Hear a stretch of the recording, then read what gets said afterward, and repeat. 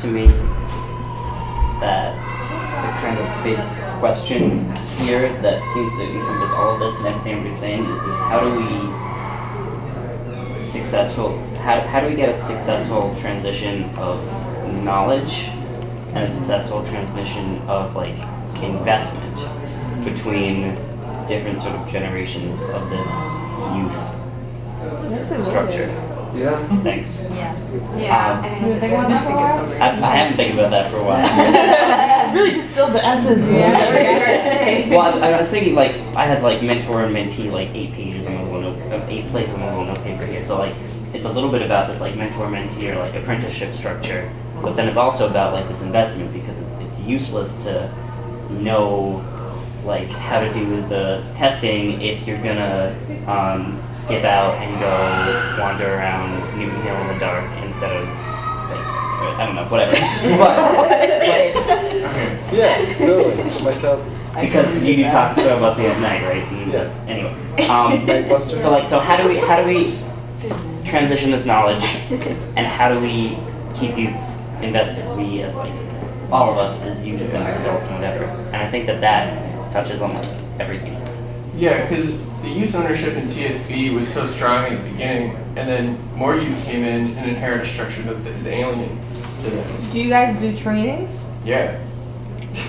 All the time. I mean, but I feel like especially because yeah, I was gonna say earlier when we were talking about the adults having the sort of dominance, I think a lot of it is not necessarily the age as much as the experience. Yeah. It's institutional knowledge and memory. Yeah, and just like, I mean, yeah, there's just things that you know, and like a new person just has to ask you, and like once you start asking, you're just like, you can't. And I've been there like a few months, and I'm 22 and I can't figure it out. So like, It took me a year to understand how to do it. yeah, and so and you get hired, and like getting hired, I think for most youth is like brings a pretty particular like idea of what things are gonna look like, and I think that also working with different youth in different settings in general, you can tell that like people come from different cultures and are just more used to being told and being, and asking, and it kind of sucks because like sometimes I've worked with youth and they were like really like used to being like critical and really used to like leading their own thing, and like they went to democratic schools and all of these things, so like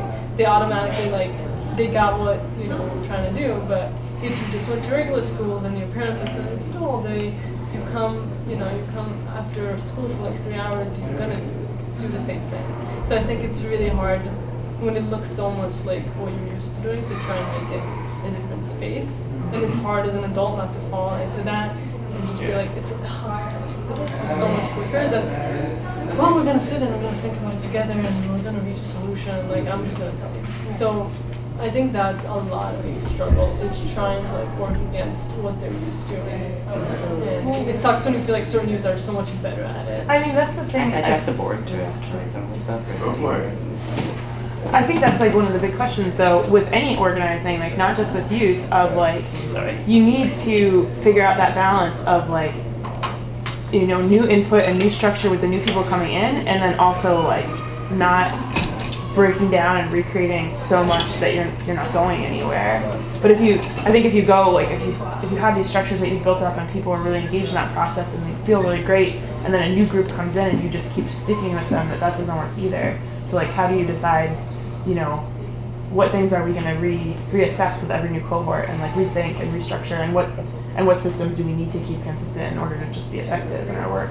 Right. I think like a big part of it is like getting people like past that sort of like, I need somebody to tell me what to do, because like the scaffolding is all there. Like, there's youth on the board, there's youth in the staff collective, there's youth in the co-op. They could control the whole thing. They could fire me tomorrow if they really wanted to. But like getting them to really feel ownership over that takes a long time, especially when a lot of what we do is actually external issues like mental health, like drugs, gang stuff, like blah blah blah.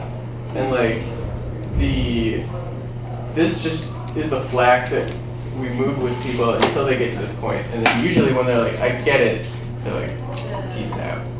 So like we're thinking maybe we need to shift into, instead of doing like mainly aiming at like younger people so they'll stay for that longer period, doing like people that are already out of high school and are like lost and they were interested in like running their own small business.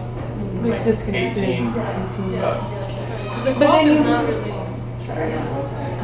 meant to like be for a year or two. Because like, Yeah. I think. Yeah.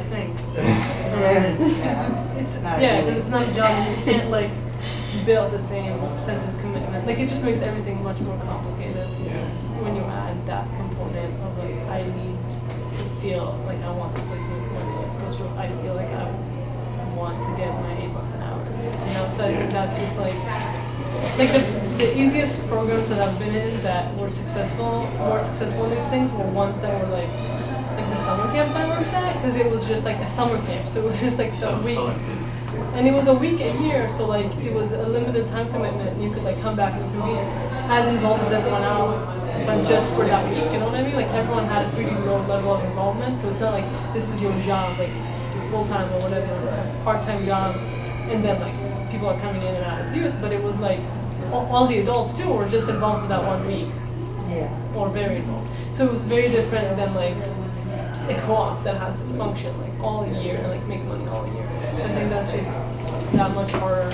And that's the thing is like when people come in and they're still learning and like the balls get dropped, like I have to pick it up because it's a business. Like I don't know if you can relate to that at all. Like Yeah, well, we don't have, I don't know, we don't have the business pressure on us as hard. I mean, the way our program works is we have like the youth who've been in the program for a few years into their positions do all the front end planning for the summer program. And so that's where we do like lots of training on consensus and facilitation, and they run the hiring process and they make the choices for the summer programming. And like for us, that's pretty low risk because it's like if they pick a bad team project to work on or a discussion topic that like flops or a bad field trip, it's not the end of the world, and then we can just debrief and learn from it and just be like, well, that didn't work out so bad. It's part of that. The biggest like business component, I mean, our farm, but our farm is like, it's farm. It is hard, and we struggle, and we're trying to figure out how to make the youth group booth more successful. But the farming aspect of it is pretty cut and dry, where it's like, hey, you're like, we're all here together, you're getting paid, like, it's physical farm work. I don't know. It's a little simpler. Yeah. Well, also too, when you said that you're thinking about doing it for people who are already graduated from high school and who want to maybe start their own business, you also have to think that might affect your group dynamics, where you're going to get a lot of very, very, very similar people. yeah. So, I mean, it's okay, but if that's like one of your goals, you guys don't want to, you would have to find like very creative ways on how to like still get different people from all over there. Well, I mean, the basic. Go ahead, sorry. You got some steam. There was some steam. The basic idea that we're working with now is that you have kind of what they were talking about with the state school in Boston, where they have this network of youth groups, some of them jobs, some of them have, different kinds of, with many different levels of involvement and many different focuses, from music to social justice to starting your own business to green energy. So that you have some basic centralized training focusing on anti-oppression, focusing on like understanding your community, social justice, and also like all this stuff, like basic employment stuff, accountability, responsibility. So we're doing them with that. So, being very intentional about putting them on a more level playing field, making sure people had at least some kind of equivalent drive or investment. And then after that, that's sort of, we're trying to transition Talks to Soul Busters in charge into looking more like that more intentional training program rather than a space where the youth come in and then we're like, what do you want to do, except that we have the 7 years of structures that were created by other youth that you don't know. So be more intentional about like, hey, you're coming into something that already exists and you're not going to have a lot of decision-making power about the structure of it until you go through this thing, and then you can like go back and be a part of it. And that's like in a some different role. co-ops. I mean, Stacy told us Right, exactly. that is a co-op structure to make people wait a year before they become members, build up, invest in the business. That's like totally in So then line. the idea is that driven than a co-op, it's not the people that want, most of the youth that come into it don't know what they want, right? So at the end of that training program, they can then make a more informed decision. Do I want to go back, funnel into being part of the worker cooperative, or do I want to start my own youth campaign, write a grant, try to get another project started, go join another worker cooperative, try to get an internship in another youth program, try to find another position within our Solidarity Common Network, or like graduate up into being trainers of the youth program or taking some other staff position inside of Worcester Roots. There's just like Leadership 6 or opportunities. 7 or 8 different things that you can do, but trying to like figure out what's the core, like what's the, like how can we use that as like a funneling system for tricking more youth into being part of this weird thing that I think that sounds really good though, what do you describe? I wrote that down, buzzword, as additive structure. So like you're not just recreating it every generation, you're building on what already exists, keeping it at a. How do you guys keep track of your institutional history? Like, do you have a database, for example? Yeah. It's Like, just is that a thing that everyone is kind of like trained into using, like from the jump? yeah. Like, so when you guys Yeah. are working with a client, they can see all the different times you've worked with them in the past. And yeah. So there's all those databases and histories are there. It's very hard because like youth like may come in and may be dealing with a bunch of stuff, blah blah blah. And like it ends up being like some people identify more with like I'm doing environmental justice activism, and some people are like I'm going to be a real business owner, and some people are just like I don't care about either of those. Just give me like $9 an hour or whatever. And so like they can all get trained in those, but so that's like the scaffolding is there, but like you can't really force them to engage with that if they don't want to, you know? Yeah. It's like everybody We do, else. actually, this might be helpful. We have a year-round program now, and really, that structure was built through a team of youth who did like some visioning. They made proposals to the group. We had like town hall meetings. Like, yeah, Mackenzie was part of the cohort that like, came up with it. And then there was like a 6-month period where people had time to air grievances that got ratified. But the way it works is people get hired for our program in the summer when it's paid, and then we have year-round requirements. There's like 3, they have to go to 5 workshops, do 1 professional internship, and volunteer on the farm for 15 hours. And if they do all of those things, they don't have to reapply for their job. We automatically like grandfather them in for summer jobs through high school. But if they don't do all those things, they go back into the reapplication pool. So it's not like we're like, oh, you're fired, but it just means that like, okay, you're gonna go in the same pool with the people who didn't have a shot because like we don't really, you know what your level of commitment is. I think that's kind of where we're headed. And then also, Something like that. like, you can get your job, you'll have a spot, but like to apply for a leadership position, you have to apply. And then like that's where like really accountability comes in, where it's like, okay, Lexi did 25 hours volunteer hours when she didn't need to, and like really excelled in her internship. And those are like very like tangible things, like, okay, this person can be held accountable or whatever, you know what I mean? Like, And we post that publicly, which may or may not be the best practice, but it's up there. So like whenever anyone comes in and they're like, oh, you know, I'm really interested in being the assistant farm manager, you can be like, well, that's great, but you know, the hiring team is going to take into account that as you see, you haven't gone to the farm in 6 months, and other people are coming every week. I mean, I think that's better than having like a couple adult staff just keeping track of all of that. You know what I'm saying? Like having Yeah, I think that's is your board 100% the workers? Is it like worker owned? So this is actually just a nonprofit. The nonprofit that runs this program that has a cooperative business style structure and was started intentionally at the beginning as being independent. But it's not business. actually It's not a worker cooperative. it's just it's run a program of entirely- nonprofit where So the nonprofit is Worcester Roots. Worcester Roots is the And the 501c3. program that is modeled in a worker cooperative-esque way is Toxic Soil Busters, And and then Youth in also Charge. Youth in Charge.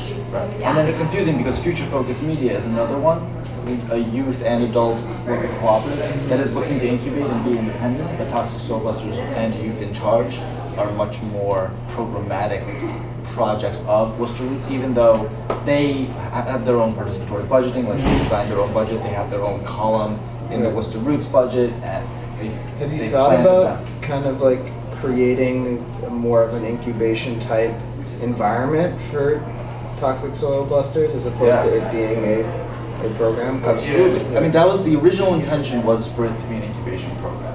So what we've discovered is that that isn't viable for that particular program. Is that like right? the business is not. The business itself is Doing not- like soil remediation. we meet about like half of our expenses with the income that we generate from the business, which is really good for a business of this style, but not enough to be independent. There's also the issue of Toxic Soil Busters was the Roots Project as a nonprofit being grant dependent on Toxic Soil Busters to continue to be a project of it. And Yeah, there's it's like been so thematic. much joint branding. Like if Youth Grow was like, we're just gonna be like our own thing now. I mean, we're Garcia would starting be about like, the hot sauce where like Right. the hot sauce has, I mean, we rely on the structure of the nonprofit for a lot of, business structure and overhead, and we're just not financially independent yet. But also like the hot sauce is a social entrepreneurship project that's very fundable, that's attracting funding for the program, and the revenue from the program is meeting like our real line items Right. to Yeah. create employment opportunities. And so if you break that relationship apart, like both will initially be much weaker, Yeah. and they might not survive. They might. But be you stronger not than being us. branch it off as a nonprofit cooperative, like that is, you could, Well, Yeah. no. no? Well, we are interested in. I don't think we're interested in branching off more independent nonprofits. What we are interested in is starting up more mission-driven worker cooperatives that can be part of this network. I mean, so that we looks learned like. our lesson from these two youth groups that became so intertwined and like weird that they can't basically do businesses. But like the co-ops that we are incubating now, we're learning from those lessons. So like the way that we're seeing TSB and YXC now are that they're basically just like social justice youth programs to understand solidarity economy and like work into doing either community organizing or go through co-op academies and start your own co-ops and stuff. But that's still in the works. But also, we should go eat lunch. Yeah, just one thing, guys. I think somebody might have stolen my phone from the front desk, and it had the like Roots PayPal thing in it, Okay. which is bad. So if any of you guys saw it, like it's just like a You white wanna iPhone. call it? I already did, and I already lost my iPhone, but